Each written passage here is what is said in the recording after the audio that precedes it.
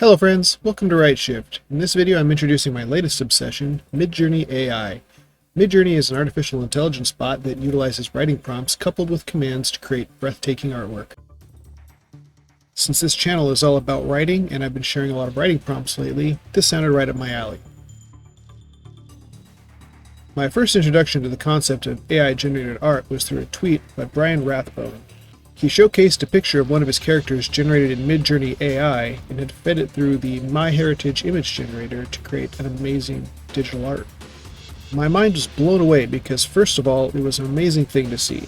Next, I thought, here I can see my writing translated into something I can tangibly create, and I don't have to pay someone to generate artwork for it. The possibilities were endless for creating book covers, interstitial art for chapters, or just title pictures for my short stories that I share on Vocal Media. To start, you need the Discord app on your computer or smartphone. Join their server at https://discord.gg/midjourney and let the fun begin.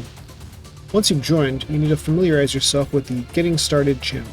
There is also a user manual on their website that has a lot more commands, but for now, just play with it. With the free account, you're currently allowed to generate 25 images, so you may want to be judicious with your use.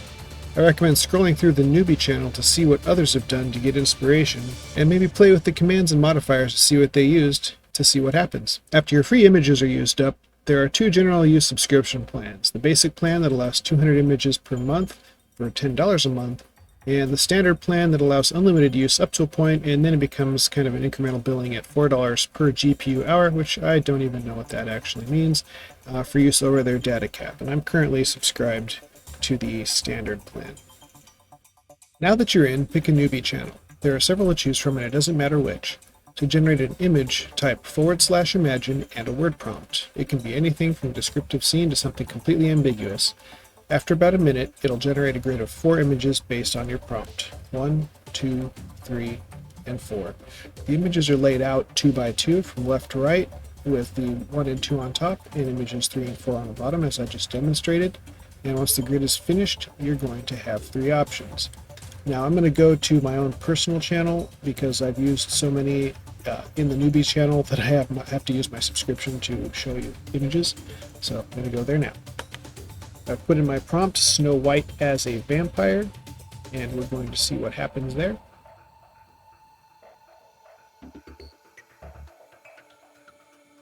Once the grid is finished, you've got 3 options. The first one is to upscale.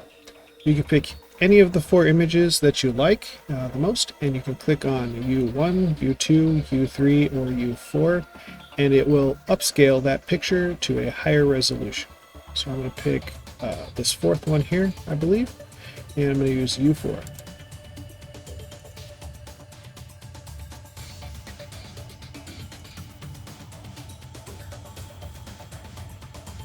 Okay, so this generates a larger image with more detail and refinement than there was in the original 4x4 grid, and if you wanted to do that to any of the other images, you can select to upscale those as well. The second option is to create variations. If you didn't like the way one of these 4 appears, you can tell the bot to generate a similar image based off of the same seed, which is the defining prompt that generated the images, and it will reiterate them multiple times. So if I want them to do that with that same image that I just did with the Snow White, I will do a variation on that one, and it'll create a new grid of an additional 4 pictures based off of just that image alone.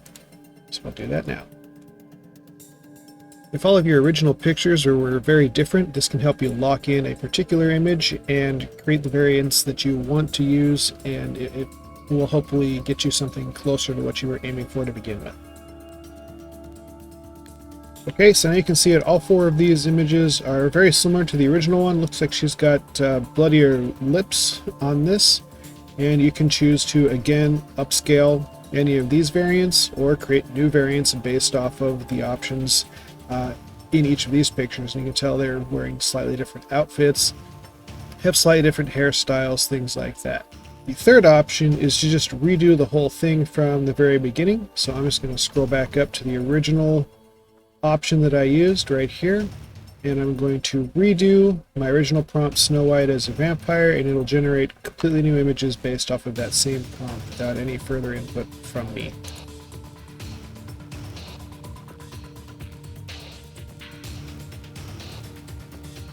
As you can see with this number 2 on the top, it just looks completely weird, and that's just an aspect of how the images are generated.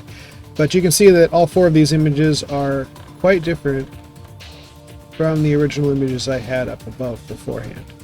Now, when you first begin, you're using the Midjourney AI newbies channel, and these things will scroll up really fast, and you're probably going to lose your images. So just whenever you've generated something, it will populate at the very bottom, but if multiple people are online, even at 3:30 in the morning like I'm filming this right now, these things are just scrolling away ridiculously fast. So you'll have to look for those by just scrolling up to find your images. I think there was also a way to find it in your inbox. I don't really remember. It's been a while since I've played with that. If that's too much effort, you can also log into the Midjourney AI website using your Discord information to find a gallery of all the images you've generated. I'll have a link in the description below.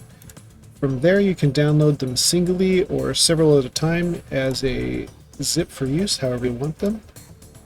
Once you're logged in, you can see all of the images you've generated, and if you hover over them, you can see the prompt that was utilized in order to create the image. You can see right here that it was Snow White as a vampire. This one here was Where Does the Anger Go When Your Mind Fades to Dust? And you can just see whatever images that you've generated. Now these are sortable by clicking all, and you can do just the upscales, so the ones you've selected to become one large image, or just look at the grids where you've generated the 4 images. So if you look at grids, you can scroll through and see all the random crazy creations I've come up with in the past. Or you can go to upscales and see all of the images that have been upscaled for personal use elsewhere.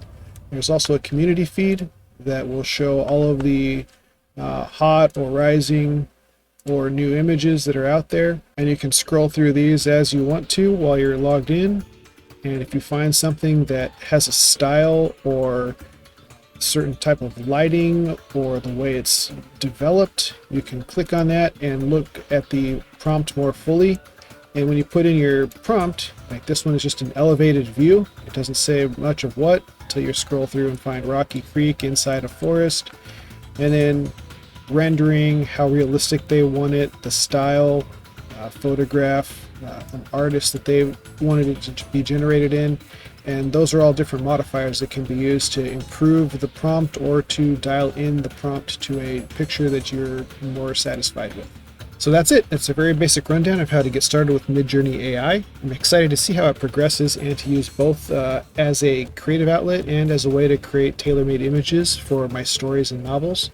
I hope you can find it as amazing as I did. And in the description below, I'm going to have my Linktree link set up so that you can go to DeviantArt and see the images that I've shared there, as well as links to my stories on Royal Road and Vocal Media if you'd rather just read some of my stories.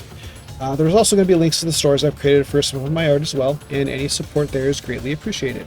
Thank you for watching, and have a great day.